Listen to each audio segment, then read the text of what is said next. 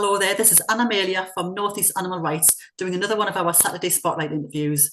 Today we're delighted to welcome along Wendy McGovern, who is an activist and a podcast host as well. So welcome Wendy, and thank you very much for agreeing to do this for us.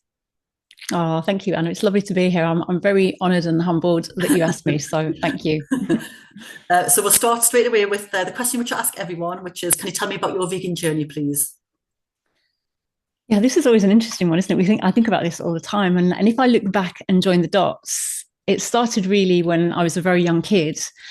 And I always had this sense of awe and fascination around fellow animals. And I had this really strong visceral reaction to other animals being harmed or suffering in any way, like even with cartoons or fictional characters in books and films and things like that.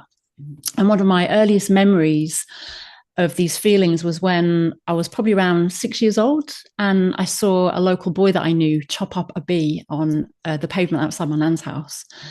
And I just remember this feeling of utter sorrow and also this pure rage at the unfairness of it. And then this kind of disgust at this boy, and then the like horror that someone could do this, like how could he do this to this bee? And then there's a real helplessness as well, that I couldn't help this bee. And so those feelings, I suppose, haven't really changed in me. They're still the same in me now, and they've always been there. And so I suppose those feelings took me along a path to taking care of other animals at school. I decided to stop consuming bodies when I was about 12 or 13. And then sort of a few years after that, I got involved in anti-vivisection with uncaged campaigns, and then lots of other activism as well along the way. But the more that I was involved in that, and the more I learned about the plight of fellow animals, especially at the time, so-called dairy industry and egg industry and things like that, the more I started to realize that being a vegetarian just wasn't aligned with my values. So for me, discovering veganism was like, it was like something finally slotted into place, kind of thing. It just fit with who I am and how I want to show up in the world, I suppose. And also I think knowing that I wasn't alone really reassured me and gave me that confidence to choose to live differently to other people. But just a point, my last point on this really is, when I first chose to live vegan, at the time I really did only understand it in terms of the dietary aspects and not wearing or buying products that involved so-called animal testing. And so from that point of choosing veganism, there's been a whole journey of discovery and learning from that point, if that makes sense. So it wasn't like the end. Yeah. It was like the very much a continuation. Well, that leads us nicely on to the next bit, actually, because it is. I mean, I feel the same. It is a continuing journey of discovery and learning and education and re-education as well. But we mentioned, we talk in our group often about the language which is used in the animal rights movement and the evolution of it as well. So we've got we often sort of like say we can't believe this term is used, and the most common one, I suppose, is animal abuse and animal exploitation rather than animal use, which we used to use when we started our group. It was we are against animal abuse, but now we are against animal use. And there's other things, I remember listening to a podcast you did when we were talking about companion animals and animal companion. So changing that around. Obviously, we've long since moved away from using pet, but using those two and switching them around and realizing the importance. But it's like a small swap in terms of the word, but very important in terms of the meaning. Could you maybe elaborate and kind of like how you sort of like see that it's developed over the years and the time that you've been vegan and an activist? Yeah, and I'm do you know what, I'm just so happy that what not just things that I say but things that other people say, just and that it has this ripple effect and that it goes out. Now you're saying your group are changing things, and I think that's the beauty of putting things out there, because often you feel like you're just talking in a vacuum and you think, oh, am I doing anything? But then when you hear someone coming back saying, actually, we've started to evolve our language through something you've said, and then I've evolved mine from what I've read and heard, and it's just this beautiful ripple effect. So I love that, and thank you so much for telling me that. I really appreciate that, and it makes me feel like, yeah, good, okay, I'm doing something okay then out there. But also, I'm really glad that you asked me to speak about language. It's something that I know we were just chatting before this, but that I feel very strongly about and passionate about, actually. And I do really feel that words matter. Our language matters, and our choices are so important, the words we use, because, of course, of humans, it's a big part of how we communicate. But importantly, as a social movement, it's how we get our message across. So it's how we convey the core values, and the goals of the movement, really. And so, and also, really, if you think, the words that we choose reflect and also reinforce the beliefs and attitudes that we hold as a culture, as a society. So when we are choosing to use speciesist language, we're reinforcing the prevalent, unjust beliefs and attitudes that we hold towards our fellow animals. And then another thing that I really like to encourage people, another reason I like to encourage people to think about language, is because it's a tool we've all got. We can all use it, pretty much every day to help create change. It's accessible and available at all times, really. So I definitely encourage people to be mindful of the words they choose. But just going back to that example you gave of the use, I'm so happy that you are you're doing that now, and because actually it's a simple change, as you said, but actually it reflects a very important movement issue, doesn't it? Because it comes down to the fundamental wrong of our relationship with our fellow animals, the fact that we feel entitled to use them at all. And the great Tom Reagan, whose philosophy I set out in his book, The Case for Animal Rights, and underpins the abolitionist rights view, he said the fundamental wrong is the system that allows us to view animals as our resources. And that's exactly what we do, isn't it? And he also said, importantly, being kind to animals is not enough. Avoiding cruelty is not enough. So he's highlighting this kind of language as well. And if we're going to use language in our advocacy that sends a clear abolitionist message, it's important that we don't focus on subjective terms like abuse and cruelty. And it's not that they're not important, because I think there's sometimes a misunderstanding, like we don't care about cruelty and abuse, and of course we absolutely do, but they only compound the problem. And the root of the problem is obviously our attitude that fellow animals are there for us to use as we choose.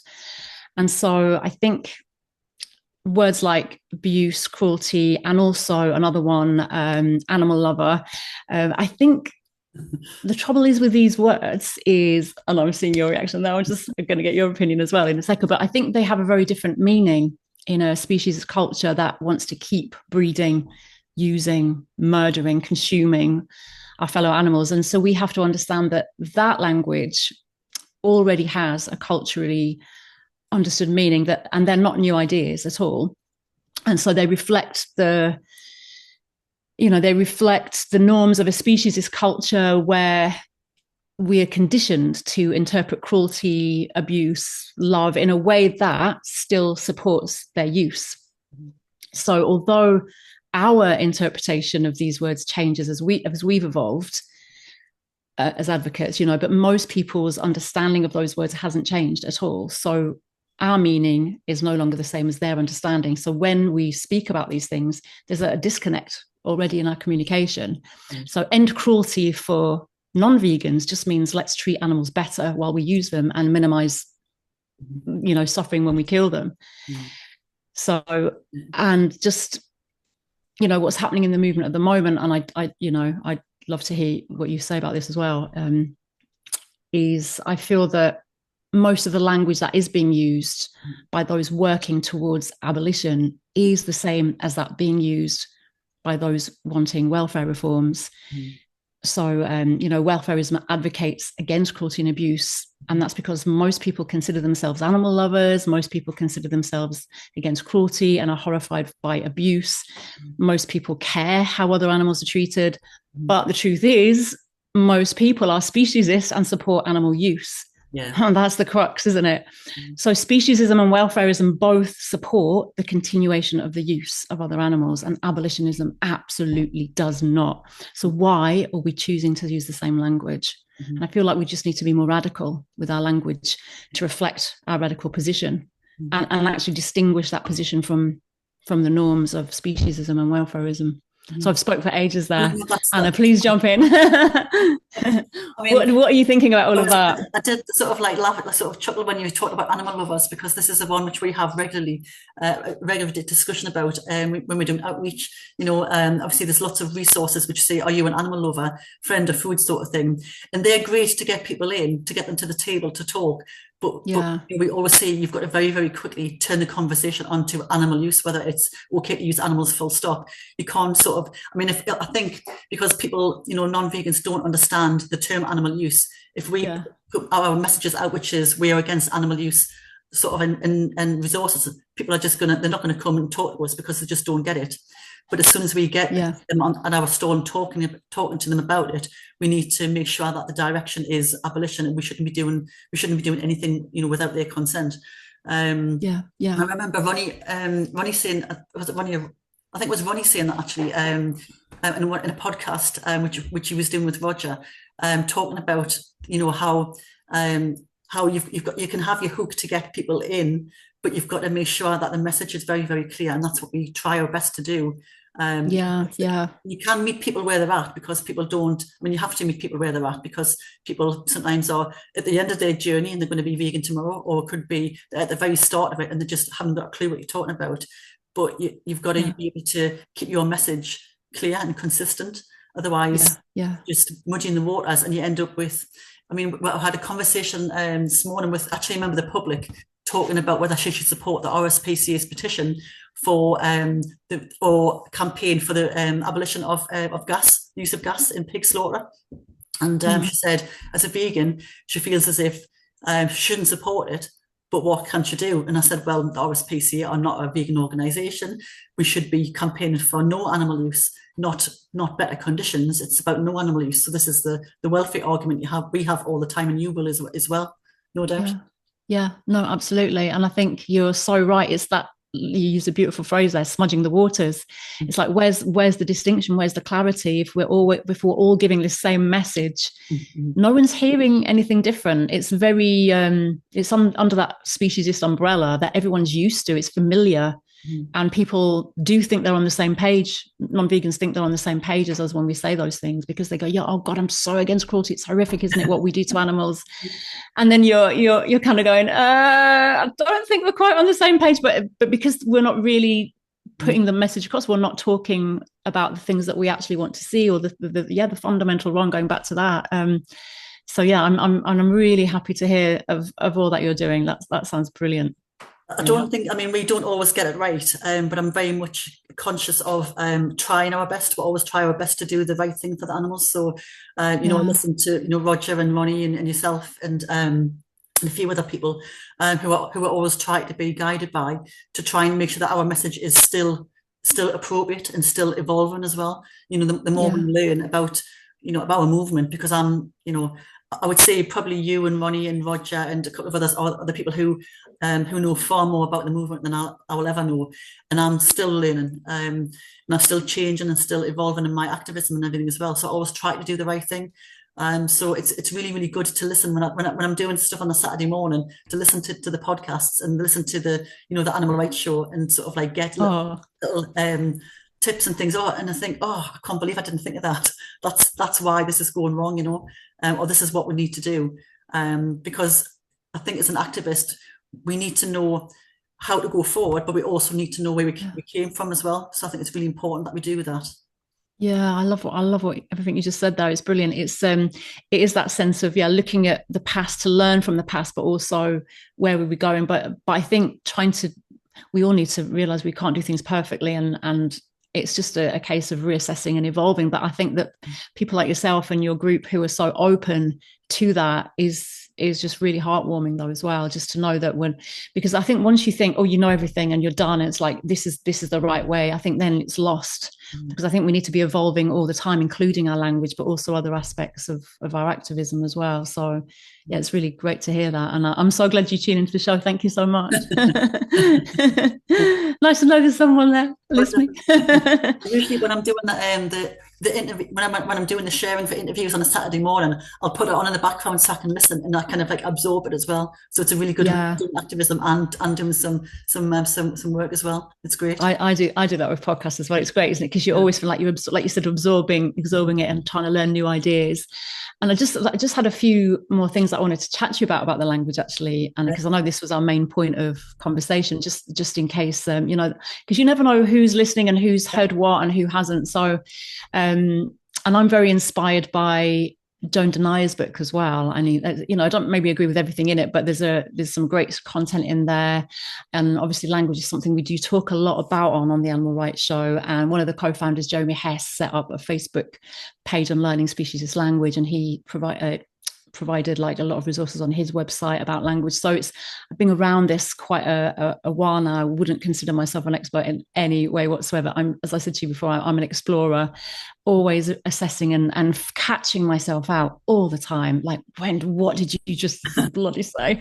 But I think that's really important, that we don't be really hard on ourselves, because we're all so saturated with speciesism. We're just plodding along and learning, and just that willingness to learn and change is so important. But I think one of the things that I wanted to sort of encourage people to do is to try to choose, or be aware that we're choosing language that doesn't reinforce the normalized views that fellow animals are inferior to humans, or that they're objects or commodities. So simple choices like, I'm sure you're well on board with this, but not referring to other animals as it, which I think is becoming, I think more people are starting to get on board with this, but I still hear it and read it a lot, actually. Also not saying that they're owned or that they have owners. I still hear that a lot in the movement, that, oh, they're the owner of that dog. And I think, wow, that's because once you go along this journey and start to change your language, the language that you've left behind, you really grates you. You can really kind of get this reaction to it. Obviously, pets. I don't think there are many vegans now who would say that, referring to them as someone, not something. So, especially if you're talking about consuming, you can say it's not what you're eating, it's who you're eating. Things like that. So say who, not what or that. So there's loads of things like that we might not even think about, because of course it's just normalized to us. And then there's language that normalizes violence and violations, like things like it would flow off our lips just to say racehorse, a circus animal, a laboratory rat, a dairy cow. I hear a lot of vegans saying dairy cows, and that is reinforced. And again, this is not to beat anyone up or shame anyone at all, because I'm still on this journey with everyone else, but that language reinforces that other animals exist for our use, and it kind of gives them a role, like relative to us, how we use them. And these are all verbal tricks that hide the forced breeding, the enslavement, the coercion that's going on in reality. Then we have things like euphemistic language that disguises violence, like sexual assault. We'll call it artificial insemination. So you're nodding along, I know. Murder becomes euthanasia. Genocide, conservation. Skin is leather, flesh is meat, pig's corpse is pork. We have all these this underplaying of language that actually helps to make speciesists more comfortable with rights violations at the end of the day. And then there's things like vilifying fellow animals like vermin and pests. We deny their individuality, and we say things like, look, when we use the term fish or sheep for a whole community of fishers and sheeps. And I know every time I say fishers and sheeps, I get odd looks, but I'm determined. I'm like, no. I don't want to deny the individuality of these people. So, and also another thing we do, and I think this is something I definitely remember and recognize doing this a lot myself, but how we cutify fellow animals, and how we babyfy them and infantilize them, and then valorize how cute or cuddly they are, how they look, things like that. Fur babies, and they're all babies, and look at these lovely babies. So and precious, I know. Fur babies is one which grates them. Does it? Yeah, because I remember years and years ago, I'm sure I used to use that. Like I used to sign cards off, like from me and whoever, and then the fur babies. And now I look back and think, oh wow, but obviously we are evolving. That's the important thing. And then another thing that I think, again, is maybe more subtle is we can homogenize a whole species of fellow animals as if each member were the same. So we'll say things like, oh, cats are really aloof, or dogs are like our best friends. And then one thing, oh, this is one thing. This is to do with like more of an idea as well as the language. But we say things like, you know, other animals, especially dogs, I think we tend to say this about, they love us unconditionally. And I just think that is just totally anthropocentric. And at best, it's naive. And at worst, it's really harmful to think that they love us. We don't know, but also that they're going to love us unconditionally. Like we can treat them however we want to, and we just get all this love back. And I just think we need to avoid like using ideas like that. Yeah. And then metaphors, things like that. And I'm sure you know, Anna, and I'm sure people listening might have heard the, you know, we feed two birds with one scone rather than I've got kill a two list birds with here. one. I've got a list. Have you? Fabulous. So welfare, the one which we both will hate, welfare, and then the species of the sentience, the mention of pork, ham, mutton, pepperoni, so is animal body parts. And yes. Then, you know, like the sayings, flogging a dead horse, bull in a china, swing a cat, which is a slightly different thing, headless chicken, kill two birds with one stone, don't be a sheep, you know, like following. Yes. And then you have the triggering language, which you mentioned, the artificial insemination, factory farming, humane slaughter, you know. I mean, I've got pages and pages of this sort of stuff, which I was kind of like printing off. And it's really surprising and quite horrifying how many, how many sort of variations there are of animals in use in our everyday language in a negative way. Oh, it's once you open your eyes to that, it's you see it absolutely everywhere. Like I said, you catch yourself saying things like, and I know I've heard a few vegans saying this recently, even like on the show and stuff like that, and we'll say you're off the hook. Yeah. And then you're thinking, I don't know if we should be saying that. And it's, you know, it's I suppose it is funny because I mean, I've probably said that as well. Kind of like you do sort of catch yourself when you're saying certain things, but I suppose we do have to be, you know. I mean, it's not about being paranoid about saying the wrong thing. It's about just sort of conscious of what you're saying, and then when you realise where it originates from, changing it around a bit, you know. You know that Andy, you know when you said that room to swing a cat, and I'm not sure if you.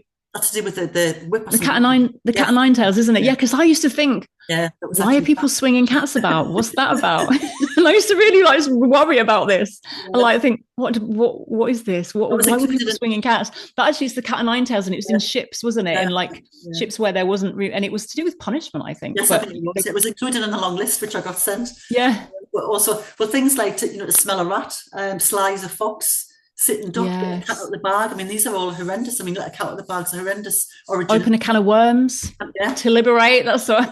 Open a can of worms to liberate. I think that was one of Jeremy's ones. So how do you see your role in, in the animal rights movement, you know, as a language? I mean, you're saying you're an explorer. I see you as much more of an expert than I am. As a woman, you know, as an activist, and kind of like what's going on, what's next for you?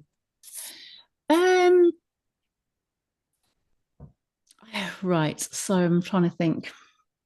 My role, very interesting. I suppose this has evolved over time for me because I started off as a very much in the anti-vivisection world and lots of grassroots stuff, protests, stalls, demos, sit-ins, letter writing, then emails and all that kind of stuff. Like used to just do bits of everything. Then in more recent years, it was like vegan outreach, and it was protests and again demos and Camp Beagle and volunteering at sanctuaries, volunteering with LWP, all the kind of grassroots kind of stuff. And I think things have changed a lot for me, which I'll kind of explain a little bit in a minute. But I think one thing I wanted to say about the role as well, and I can feel this evolving. I think we all are going to have like a unique combination of, say, background, life experiences, personality traits, skills, things that we're drawn to, and then, of course, personal circumstances that might be changing.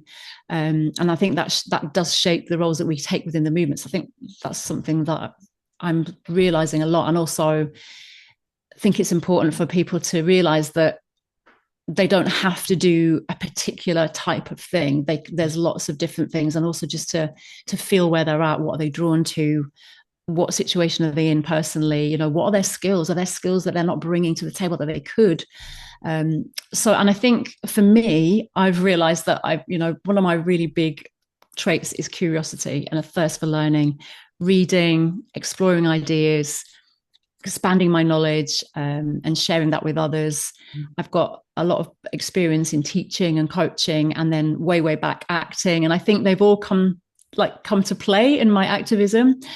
No surprise, because I love speaking to people and asking questions, that I've been drawn to hosting podcasts, interviewing people, talking on panels, exploring a wide variety of topics to do with animal rights. And I do get to ask questions of really interesting people and learn about their ideas and advocacy as well. And then I love to share that with others. So whatever I learn, like you were saying, absorbing it and then trying to assimilate it and then share it and like diffuse it in a different way. And then I've also got a love of language, not surprising, and then how we use words and writing as well. And this is something that I used to do more years ago. I used to do a lot of long posts and things on social media, but I've really fallen out with social media lately. But it's one thing that I really want to get back into is more writing, because when I'm writing, like hours just melt away and I really, really love it. But all that activism I used to do, I can't really do now because my circumstances have changed quite a lot over the last few years. Partly because of the residents here in my little home sanctuary need a lot of care.